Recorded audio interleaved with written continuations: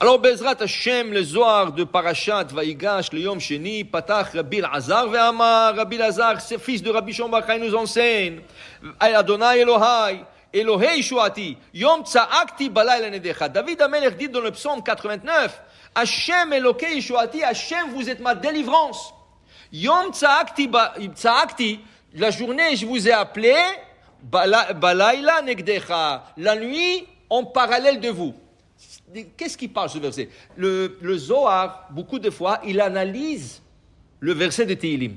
Plusieurs fois, il analyse le parole de David Amelech. Parce que David Amelech, il faut comprendre. Tout ce que David a dit, Beruach HaKodesh. Il a dit ça avec une inspiration divine. Chaque mot, il est en sa place. Chaque mot, il a pensé pourquoi dire ce mot plutôt que l'autre mot. Okay? Alors, le Zohar, Rabbi Shimon Bar Yochai et son fils, plusieurs fois, étudiaient le psaume de David. Qu'est-ce qu'il voulait dire dans son psaume? Tahazé, viens voir, dit Rabbi Lazar. David Malka, Vakam et Palgut Lelia. David Amelech s'est réveillé au milieu de la nuit. Vishtadel Boraita, il étudiait la Torah. Bishirim Vitushbachan, il composait le Tehillim aussi. Pas seulement qu'il étudiait la Torah, il composait aussi les Tehillim. Tout ce qui passait dans la journée, il passait des événements pendant la journée, ou pendant des journées, ou pendant 2 mois, quand il a été poursuivi, on voulait le tuer, tout ça, ses frères l'ont...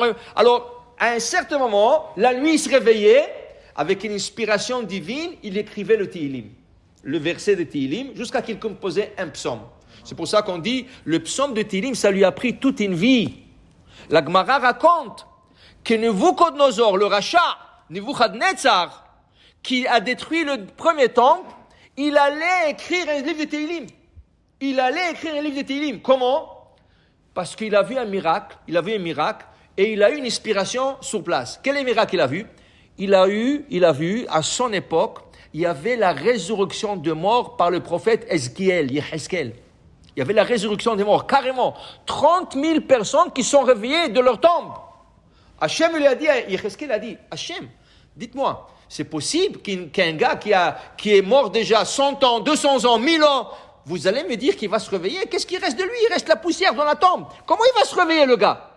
C'était difficile pour lui pour comprendre. Et Hachem me dit à Yehezkel, tu crois pas? Viens, je te montre.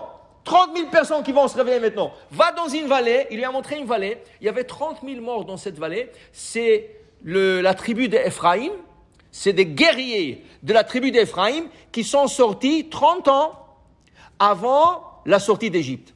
Ils ont fait un calcul de quand Mashiach il va venir et tout ça, ils ne savaient pas que le Mashiach c'est Moshe Rabbeinu, ils ont fait un calcul, selon leur calcul c'était l'année, ils sont sortis 30 000 personnes de l'Égypte avant le temps.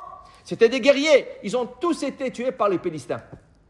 Et ils les ont jetés dans une fosse commune, dans un trou, et ils sont restés là-bas presque 1000 ans.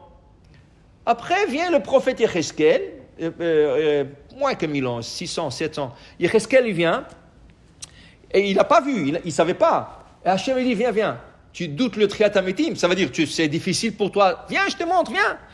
Parle à ces os, parle. Dis-leur, réveillez-vous. Il dit Hachem, comment? Dis-leur, réveillez-vous. Et les os commençaient à se réveiller. Ça, c'était à l'époque de l'exil de Babylone. Il y avait 2 os ou quelques os qu'ils étaient hors de cette fosse. Pourquoi? Parce que vous savez que le Goïm, il prenait les ossements de Juifs et il faisait des ustensiles. C'est pour ça, jusqu'à aujourd'hui, les Ashkénazes, plusieurs Ashkénazes, la vieille génération, pas la moderne, la vieille génération, n'achetaient rien de l'Allemagne. Parce que leurs assiettes et leurs marmites et tout ça étaient faits des os de juifs qui ont été brûlés dans le crématoire. Okay? Il faisait carrément. Qu'est-ce que tu crois que la porcelaine, Bone China, ça fait des os.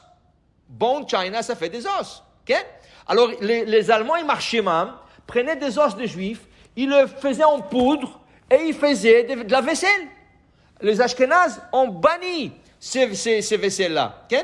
Nebuchadnezzar aussi, il a utilisé quelques ossements de cette place. Okay? Et il est en train de boire. Du coup, il voit que l'os, elle voyage. Pourquoi? Parce qu'il fallait qu'elle va rejoindre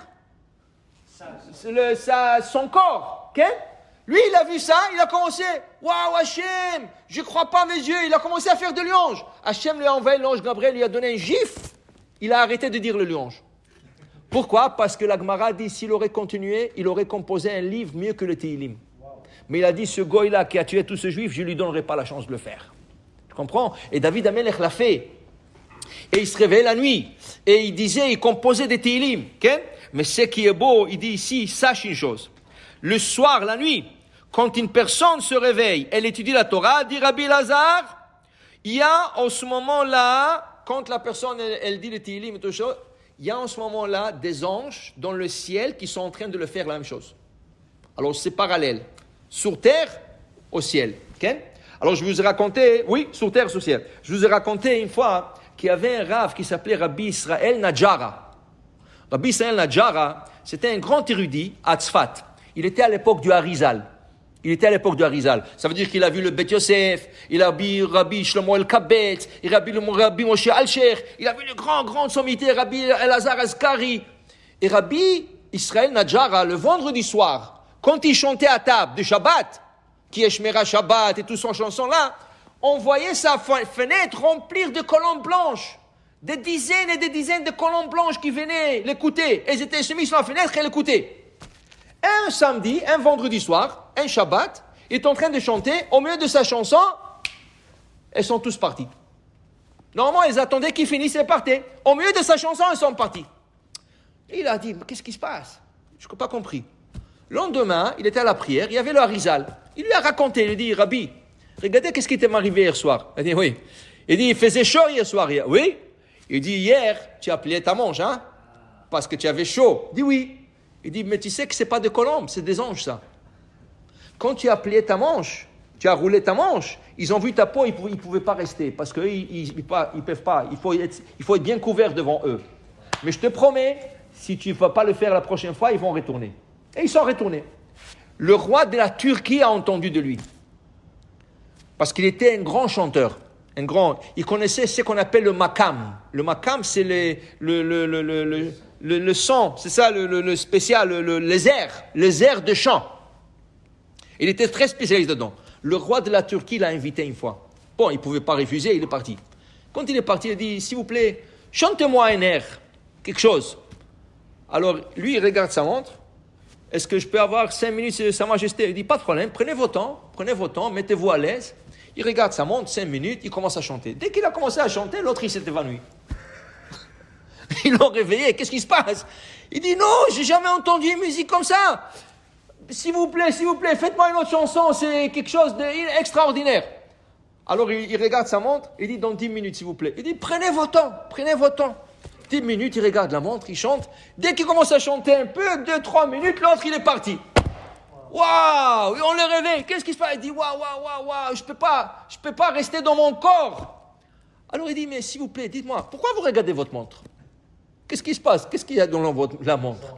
Il dit, non, parce que moi, je connais l'heure que les anges y chantent. Alors, on chante ensemble, et c'est pour ça que vous ne pouvez pas rester dans votre corps. Parce que l'âme ne peut pas rester dans le corps quand les anges y chantent. Okay? Alors maintenant, on va comprendre qu'est-ce qu'il dit David. Adonai Elohei Yeshuati, Hachem, vous êtes ma délivrance. Et pourquoi Hachem est sa délivrance? Pourquoi Hachem le sauve, l'aide le lendemain matin? Pourquoi? Yom Tsa'akti, le jour quand je vous appelle Hachem, vous êtes toujours là pour m'aider. Pourquoi? Balayla Negdecha. La nuit, je chante en parallèle avec les anges. Neged, Mazé Neged, en parallèle. Je sais chanter, je compose mes Tehillim en parallèle avec les anges. Et dit le Zohar, celui qui se réveille la nuit et il fait le Tehillim, ou il étudie la Torah, c'est en parallèle avec les anges. Le lendemain matin, il appelle Hachem, et Hachem le délivre, Hachem le répond. Tu comprends? Et c'est pour ça qu'on dit, Ubalayla shiru imi, chantez avec moi la nuit. Chanter veut dire ou étudier, ou faire le Tehillim après minuit. Et là, tu es en parallèle avec les anges, et là, Hachem, après minuit. Et là, Hachem répond tes prières. Baruch Adonai le'olam, Amen ve Amen.